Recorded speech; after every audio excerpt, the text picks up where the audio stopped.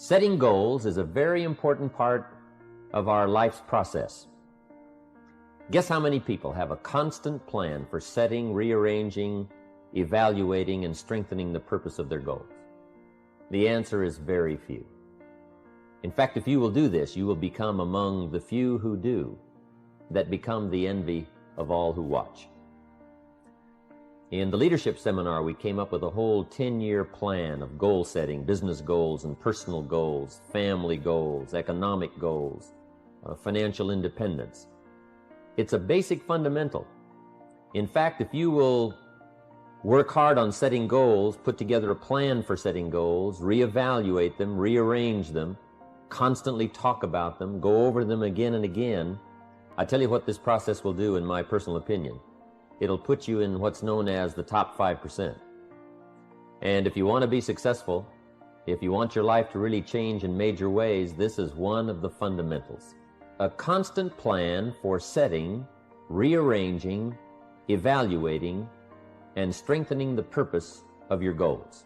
Don't set your goals too low. Don't join an easy crowd.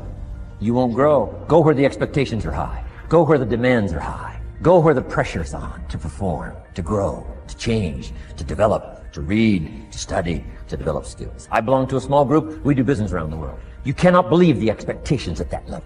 What we expect of each other in terms of excellence, far beyond average, so that we can receive from the group, we can contribute to the group, something unprecedented. It's called living at the summit. Go where the demands are high. Go where the expectations are strong, so that it'll provoke you, push you, urgently insist that you not remain the same for the next couple of years, the next 5 years, that you'll grow and change. So don't set your goals too low. We need to take a look into the future. We've got to have the future well designed. The future is called the promise. And here's what we teach in our leadership series. The promise of the future can be an awesome force for your own future. The promise of the future. Designing the future. There's two ways to face the future. One is with apprehension, and the other is with anticipation. I promise you, in my travels around the world, most people face the future with apprehension. And here's why. They don't have it well designed. They've sort of left that up to someone else to fix. But here's the best way to face the future, with anticipation. And you can face the future with anticipation if the future is clear, if the future is well designed. In setting goals, it's very simple. Number one, decide what you want. You just take a little time. You sit down and say, what do I want? What kind of skills do I want? What kind of income do I want for the future? Where would I like to go? Places I'd like to visit. Habits I'd like to acquire. Skills I'd like to have. You just take a little time to think about what you want. Economics, friendships, people you'd like to meet, places you'd like to go, you just take some time. And then I suggest, when you've thought about what you want for the future, make a list. Just jot it all down. It's really a very simple process. You may find that some of your goals you thought at first glance were important are not important after all. Do some reflecting, refining, and revising. The point is, right now, try to have approximately 4 1-year, 3-year, 5-year, and 10-year goals that you truly believe in, that inspire you, that you've sold yourself on. When these goals and the reasons you want to obtain them are each clearly described in a brief paragraph, transfer this information to a journal or some type of notebook that you can carry with you easily and refer to often. It's essential to set aside some time every week to review all of your goals, to rearrange them, redo them, restructure them, to add goals, or to tear up the whole list and start over. Goal setting is not something you do just once. It's a continual process. Also, you must constantly check your progress toward your goals.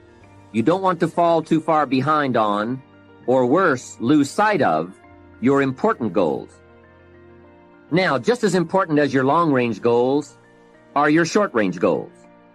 Your goals for tomorrow, next week, next month, 6 months from now. These are goals you can accomplish within the next year, the immediate future. We call these goals confidence builders. When you work hard, burn the midnight oil, and accomplish these little things, it builds your confidence to go for your long-range goals. Write down in your notebook or journal all the little things you would like to have or accomplish in the next year. How you set up this list is up to you. You might want to break it down by week or by month. Set it up in whatever way works well for you. Part of the fun of having a list is being able to check off something as obtained or completed. Every week, try to check off at least one thing on your list of short-term goals. And when you are able to check off something major, something on your list of long-range goals, celebrate. Make winning joyful. Congratulate yourself. It is very important to celebrate progress. We grow from two experiences. One is the joy of winning, and the other is the pain of losing. Here's what that also means. Make losing painful. Put it on yourself. If you set something up, fooled around, didn't pull it off, put it on yourself. And get around people who will help in this area. Hey, don't join an easy crowd. Go where the expectations are high, where the pressure to perform is high. It's how we grow. What I'm saying is we all need a consistent plan for the gathering of knowledge, a consistent plan for going to the library, a consistent plan for attending the lectures, attending the seminars.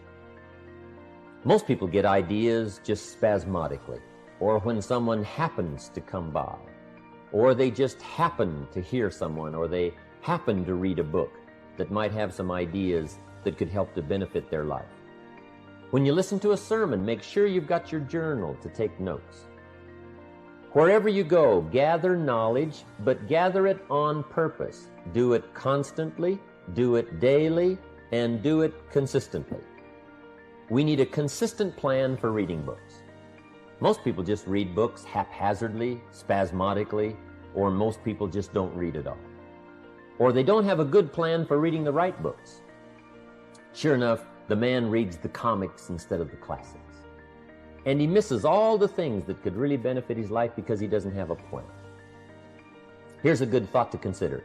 Rarely does a good idea interrupt you. Good ideas must be pursued. You must go where they are. You must seek them out. And there's an important Bible phrase that says, if you seek, if you search, you will find. Sure enough, a consistent plan for gathering knowledge, reading the books, attending the lectures, putting together ideas and having a place to capture them like a journal where you can repeat them and go over them. That's a fundamental that if you'll follow it, will put you in the top 5%.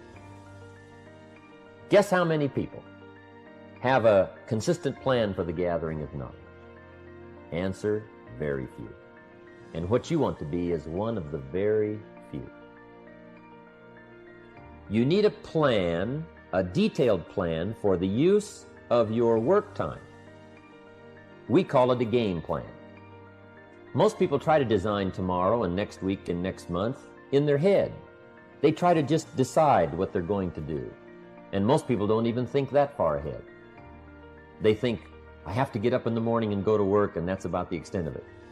But a game plan for financial independence, a game plan for your work time, a game plan for your personal time. The family needs a game plan so that you won't miss some of the important things that are helpful to your life and to your success. The kids need a game plan. Mom needs a game plan. Dad needs a game plan. You need a business game plan. You need a game plan for your office. If you're in business, a game plan for your business. In progress, success, ideas, and philosophy.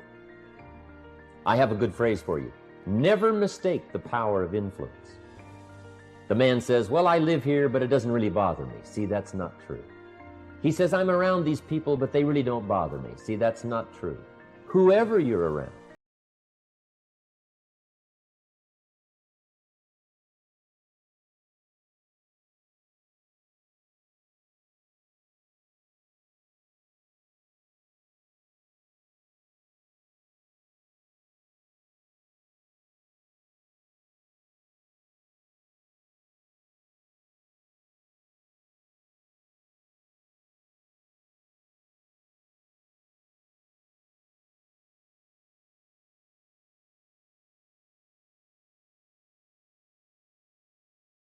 you work. You have to be around some negative influences.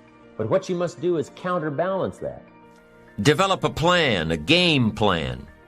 It's ironic how we all understand the importance of mapping out a strategy for a football game or a basketball game.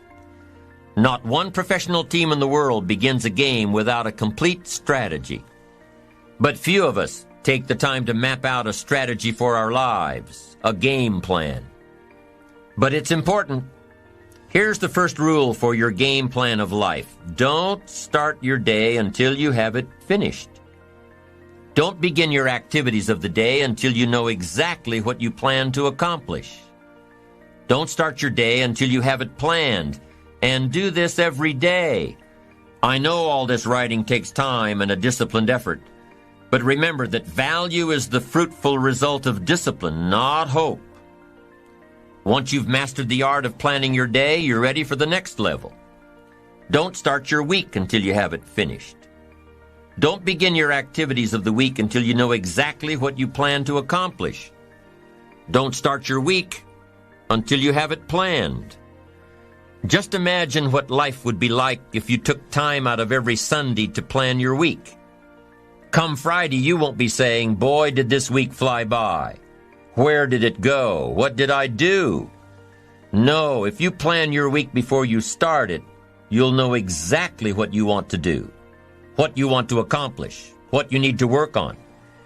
If you learn to plan your days as part of your overall game plan for the week, the parts will fit much better. Your days will be better, more effective. You'll be working smarter, not harder. And when you've learned to plan your week, guess what? You've got to plan your month. Don't start your month until it's finished.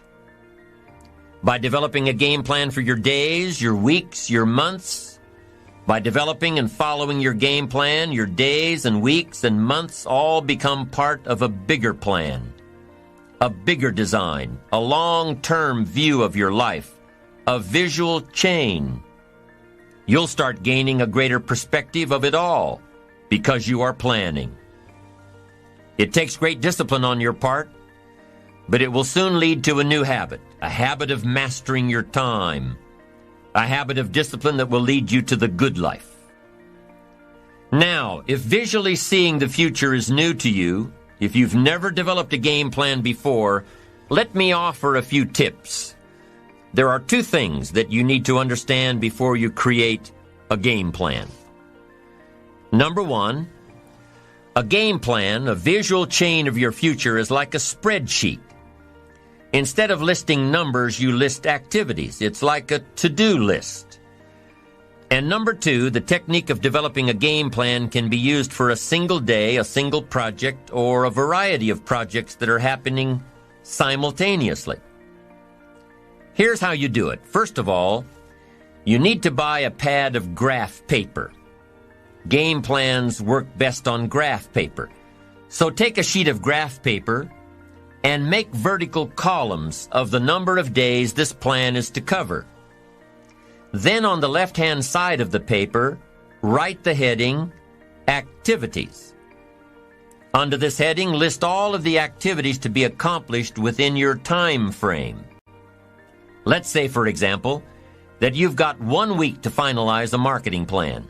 It's an overwhelming amount of work to complete, but it's got to be done.